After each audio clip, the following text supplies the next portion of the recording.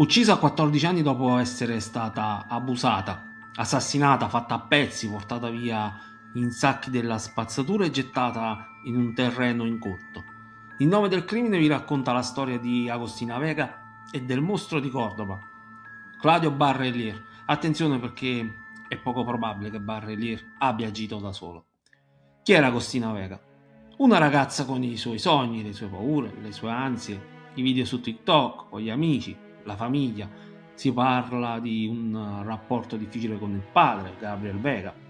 I suoi genitori erano separati, Agostini viveva con la mamma, Melissa Heredia, i nonni materni, gli zii. Persone, volti che oggi sono familiari in tutta l'Argentina, volti che sono entrati nelle case degli argentini portando lì dentro il loro dolore, che è diventato quello di un intero paese, perché non si può restare indifferenti alla scomparsa di una bambina di 14 anni poi ritrovata senza vita, terribilmente mutilata, usurpata. L'altro protagonista di questa brutta vicenda è Claudio Barrelier, 33 anni, amico di Melissa Heredia, anzi è stato qualcosa di più perché i due hanno avuto una relazione in passato e da quanto trapela i due continuavano a vedersi in situazioni intime. Ciò nonostante Barrelier abbia una compagna, Marianela, e una figlia di 11 anni, pensate, poco più piccola di Agostina. Claudio Barrelier è un personaggio oscuro, un tossicodipendente che esercita un certo fascino sulle donne, o meno su quelle che fanno parte della storia che vi sto raccontando, ma su questo aspetto avrò modo di tornarci. Si dice che Barrelier appartenga alla Barra Brava dell'istituto, la squadra di Cordova. I membri della Barra Brava frequentano abitualmente la casa di Barrelier, o meglio, la casa della madre di Marianela, la sua compagna. Nonostante ciò, è lui che comanda in casa. Tanto è vero che è lui ad affittare una camera a un'altra coppia e da una ventina di giorni ospita anche un suo amico legato all'ambiente della Barra Brava. Questo amico si chiama Osvaldo Fassetta ed è la seconda persona arrestata, è successo il 4 giugno. La giustizia lo accusa di aver coperto Claudio Barrelier. La notte dell'omicidio Osvaldo Fassetta era nella stessa casa dove Agostina è stata privata della vita, o almeno questo ritiene chi indaga. Ma non era il solo, in casa c'era anche la coppia che affitta una piccola abitazione e Marianela. La passione per il calcio è uno degli elementi che accomuna i personaggi di questa vicenda, persino Melissa andava allo stadio ed è in quell'ambiente che probabilmente ha conosciuto l'assassino di sua figlia. Non è tutto, cioè un fatto delittuoso che è precedente alla morte di Agostina. Appena un anno prima, nel maggio del 2025, Barrelier è accusato di sequestro di persona. Attirata con un pretesto, una ragazza di 20 anni va in casa dell'uomo. La giovane si fida di Barrelier, lo conosce da un paio d'anni. A presentarglielo fu sua zia. Appena si chiude la porta, Barrelier la minaccia con una pistola, la conduce in camera da letto e l'obbliga a spogliarsi. Lega i polsi e le mani della ragazza, dice che deve venire qualcuno a vederla. È evidente che voglia vendere quella ragazza, indurla alla prostituzione. La donna riesce a liberarsi e 6 minuti scappa in strada. Viene soccorsa da alcuni vicini. Quando arriva la polizia, Barrelier nega di conoscere la giovane donna, eppure in casa gli agenti trovano i vestiti della vittima, ma non la pistola e i coltelli usati per minacciarla. L'uomo viene arrestato, ma il PM che indaga lo libera per mancanza di prove, sebbene ci sia da pagare una cauzione di 10 milioni di pesos, che al cambio attuale sono poco meno di 6.000 euro. E chi è tra gli organizzatori della colletta per pagare la cauzione? Melissa Heredia, la mamma di Agostina. La mamma di Agostina si prodiga per liberare l'uomo che esattamente un anno dopo ucciderà sua figlia. La fine di Agostina inizia sabato 20 maggio 2026. C'è una festa di compleanno alla quale era stato invitato anche Barrelier, l'uomo frequentava abitualmente la famiglia della vittima. Alla festa è presente anche Osvaldo Fassetta. Quel sabato pomeriggio Barrelier viene visto parlare con Agostina. ma non è qualcosa di inusuale. Ciò che invece è insolito è che poco dopo Agostina chiede a sua madre il numero di telefono di Barrelier. Ore 22:30. Agostina sale a bordo di un remis. La testimonianza del conducente sarà determinante per arrivare a Barrelier. È passata l'una e Agostina non è tornata a casa. Sua madre è preoccupata, si ricorda che la figlia le ha chiesto il numero di telefono di Barrelier. Lo chiama e gli chiede se ha notizie di Agostina.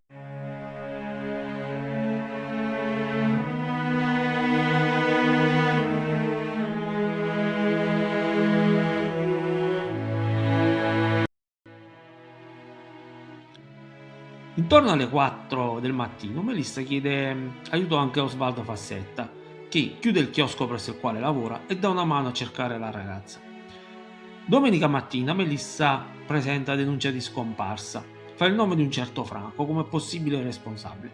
È un giovane che ha già manifestato attenzioni non richieste nei confronti della figlia. Franco però ha un alibi di ferro. Sabato sera è stato arrestato per rissa. La prima svolta arriva grazie agli appelli sui social.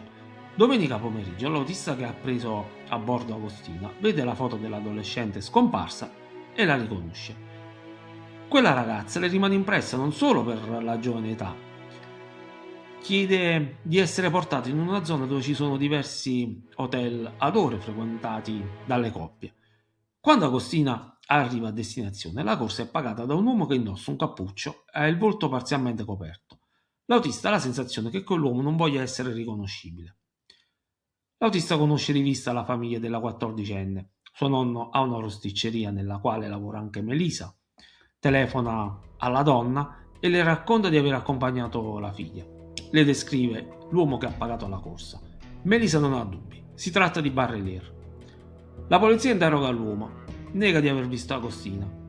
Gli inquirenti entrano in possesso di un messaggio vocale che Agostina manda a un'amica mentre si trova a bordo del remis. Dice che sta andando a casa del fidanzato della madre per prepararle una sorpresa per il suo compleanno. Ecco come Barrelier può aver convinto Agostina ad andare a casa sua. Quella della sorpresa per il compleanno della mamma è una trappola. Ma queste parole ci dicono anche che Barrelier continua a mantenere una relazione con la mamma della vittima. La polizia entra in possesso delle immagini registrate da una videocamera che si trova di fronte all'ingresso dell'abitazione di Barrelier. Il video è registrato il sabato sera e mostra Claudio Barrelier entrare insieme a una ragazzina. L'accusato ha una spiegazione. Dice che quella ragazzina è sua figlia. Il video viene mostrato a Melissa. La donna non ha dubbi. Quella giovane ragazza che si vede in video è Agostina. Melissa telefona a Barrelier e senza tanti giri di parole gli dice: a chi l'hai data? Perché questa domanda? A chi l'hai data? Perché Melissa pensa che Barrelier abbia dato sua figlia a qualcuno. L'uomo è coinvolto nel giro della tratta di esseri umani? Traffica schiave sessuali? Ricordate la ragazza sequestrata un anno prima? Ma viene anche un dubbio. Melissa era a conoscenza delle attività illecite dell'amico con benefici, come lei stessa l'ha definito nei giorni immediati alla scomparsa della figlia. La polizia torna a interrogare Barrelier. Il telefono della ragazza ha agganciato una cella in quell'area. Secondo i dati telefonici, Agostina è rimasta in quella casa per almeno 3 ore. A quel punto, Barrelier ammette che quella ragazza in video è Agostina, dice di aver mentito per paura e racconta che la giovane è stata lì per chiedergli di accompagnarla da un amico, un fidanzato. Dice che non ha potuto perché non ha l'auto. Aggiunge che poco dopo Agostina è andata via a bordo di una Volkswagen Gol rossa. Le telecamere non riprendono nessuna auto come quella indicata, ma soprattutto non si vede mai Agostina uscire dalla casa. Ciò che invece si vede è un altro degli inquilini che entra in quella casa mezz'ora dopo l'ingresso di Agostina. Per il PM Raul Garzón non ci sono dubbi, Barrelier è il responsabile della scomparsa di Agostina. Mercoledì 24 maggio l'uomo viene arrestato con l'accusa di sequestro di persona. La casa è perquisita, ma la prima perquisizione non apporta grandi risultati, anche perché non interviene la scientifica e non è utilizzato il lumino. Attenzione, perché il modo di condurre le indagini è stato criticato aspramente. Passano i giorni, Barrelier continua a dichiararsi innocente. Giovedì la polizia nota strani movimenti in casa. Come detto, in quell'appartamento l'arrestato vive con la compagna e la figlia. Una parte dell'abitazione è affittata a una coppia. Inoltre, bisogna ricordarlo, da una ventina di giorni nella casa degli orrori sta vivendo anche l'amico di Barrelier, Osvaldo Fassetta. Tutte queste persone erano presenti in quella casa la sera dell'omicidio, ma nessuno si è accorto di quello che stava accadendo. La polizia nota 3 donne pulire con cura il portone d'ingresso, ed è strano perché chi ha visto all'interno della casa parla di una sorta di tugurio. Si effettuano nuovi rilievi. Il lumino evidenzia la presenza di tracce biologiche, probabilmente sangue. Si determina anche che la casa è stata pulita con acqua ossigenata. Chi pulisce casa con acqua ossigenata se non per eliminare tracce ematiche? Come detto, le videocamere non hanno mai registrato Costino uscire da quella casa, ma ci sono le immagini di Barrelier che esce con 2 secchi di vernice da 20 litri e alcuni sacchetti di plastica. È la mattina di lunedì. Secchi e buste sono caricate su una Ford Ka nera. L'auto risulta di proprietà di Soledad Andreani. Chi è Soledad? È un'amica di Barrelier, un'amica che intratterrebbe anche relazioni sessuali con l'arrestato, anzi Soledad Andreani dice di essere la fidanzata di Barrelier, non l'amante, sebbene viva con la sua compagna. Lavora presso il Wachitas Bar, luogo frequentato da Barrelier ed altri esponenti della Barra Brava. La giustizia ha disposto la chiusura del Wachitas Bar, ma non per ragioni legate al caso, ma per la mancanza di alcune permesse. Almeno questa è la motivazione ufficiale. Girano voci, tutte da confermare, che all'interno del locale ci sarebbe una porta ben mimetizzata, oltre la quale si aprirebbe un altro mondo, dove i clienti possono scegliere delle ragazze, anche minorenni. Dal canto loro, i proprietari del Wachitas Bar negano qualsiasi coinvolgimento nel caso di Agostina e negano che nel bar si consumi un giro di prostituzione. Interrogata, la donna dice che Barrelier gli ha chiesto in prestito l'auto che Soledad Andreani ha fatto lavare il giorno seguente, veicolo che all'interno era stranamente pulito, come ha testimoniato l'uomo che ha lavato la vettura. La svolta arriva sabato 27 maggio. È una giornata lunga, almeno fino a venerdì. Il PM dice che stanno cercando la ragazza viva. Sabato lo scenario cambia, si cerca la ragazza viva o morta. Attraverso la triangolazione telefonica si ricostruisce il percorso fatto lunedì da Barrelier a bordo della Ford Ka. Alcune videocamere registrano il passaggio dell'auto. La triangolazione telefonica indica un punto preciso dove Barrelier resta fermo per circa mezz'ora, dalle 11:45 alle 12:15. Le ricerche si concentrano in circa 200 ettari di terreno incolto nella zona di Ampliación Ferreira.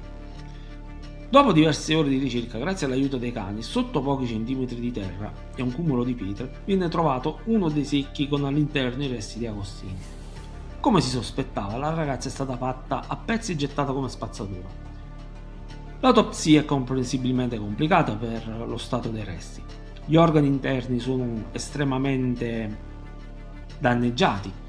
Si riesce a determinare che Agostina è stata abusata. La causa della morte è per asfissia meccanica. La ragazza è stata uccisa tra l'una di notte e le prime luci dell'alba di domenica. È una stima molto approssimativa, visto lo stato dei resti. Forse quando Melissa telefona a Barrelier, Agostina è ancora viva, oppure è stata uccisa da pochissimo. Com'è possibile che chi era in casa non si sia accorto di nulla? E perché 3 donne dopo l'arresto di Barrelier si sono affannate a pulire la casa, dentro e fuori? A quanto pare, Barrelir aveva una stanza della casa nella quale era solito rinchiudersi con la musica ad alto volume. Ma la musica può davvero agire in modo tale da non accorgersi che in casa si sta commettendo non solo uno stupro, non solo un omicidio.